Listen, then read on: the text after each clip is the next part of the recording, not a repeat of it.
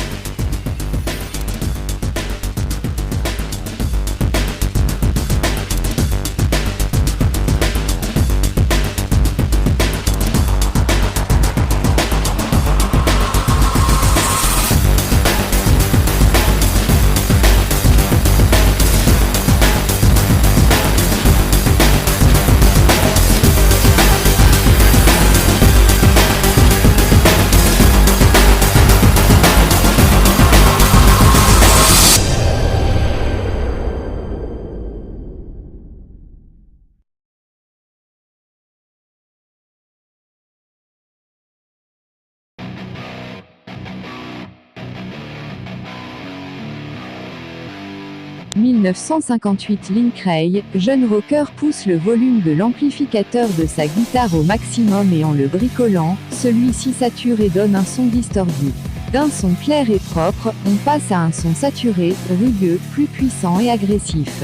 Cette technique va inspirer bon nombre de guitaristes rock qui vont améliorer la technique jusqu'à donner la distorsion caractéristique du son métal. Dans la fin des années 60, Hendrix a inventé de multiples façons de jouer de la guitare électrique. À genoux d'admiration devant ce virtuose, toute une génération de guitaristes va suivant ses traces pousser le rock dans ses retranchements.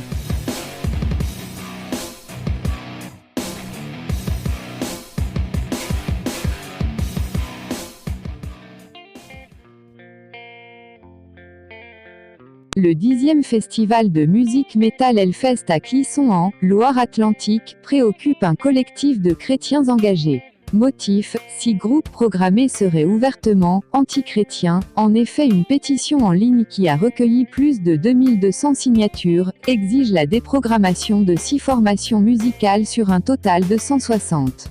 À savoir les groupes Archgoth, Ghost, MGLA, Deicide, Aura Noire et Dark Funeral qui l'accusent d'être ouvertement antichrétienne et sataniste. L'Église catholique apostolique romaine, victime d'une manipulation de grande ampleur, dont l'épicentre est la France.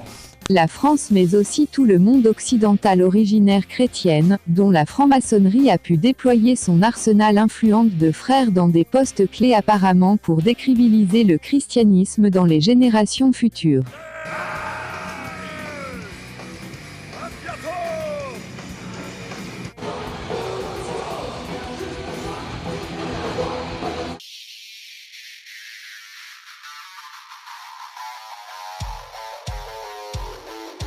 La perdition de l'héritage chrétien aux États-Unis ainsi qu'en Europe est bel et bien visible. Dans la symbologie de la musique métal, on peut remarquer des signes maçonniques, le pentagramme, étoile à 5 branches, qui est dévoilé avec solennité lors de l'initiation du second degré est un symbole franc-maçon mais aussi un des symboles le plus utilisé en musique métal, la pyramide mais aussi Baphomet le Satan très utilisé dans heavy metal.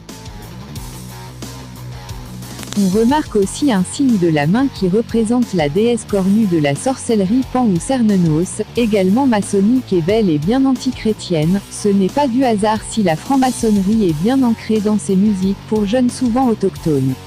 En effet, la franc-maçonnerie a toujours travaillé et par tous les moyens à la destruction du christianisme, mais il est très curieux de savoir que le groupe Black Sabbath d'origine juive a, notamment au début des années 80, a popularisé ce signe pendant les concerts, évoquant une tête de diable, un signe bel et bien antichrétien, signe qui est devenu une sorte de code de ralliement général que l'on retrouve à chaque manifestation de musique métal. Voici le pentagramme franc-maçon. Il est aussi bizarre de retrouver les caractères hébreux représentent les lettres signifiant Léviathan, démon issu de livre de l'Apocalypse de Jean.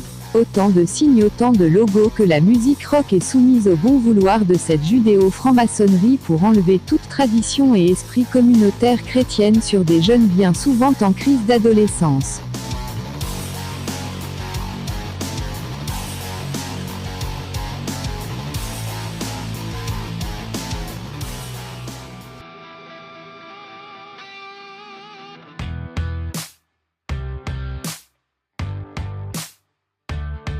Il est simple de remarquer la communauté juive soudée entre elles, qui s'entraide, et qui a atteint de hauts échelons dans les médias et politiques. Si l'entraide de la franc-maçonnerie n'aurait pas détruit la communauté chrétienne, il aurait été extrêmement dur de se faire une place dans les sociétés occidentales. La maçonnerie n'est pas étrangère à l'apport de la laïcité, la Révolution française et l'émancipation des Juifs.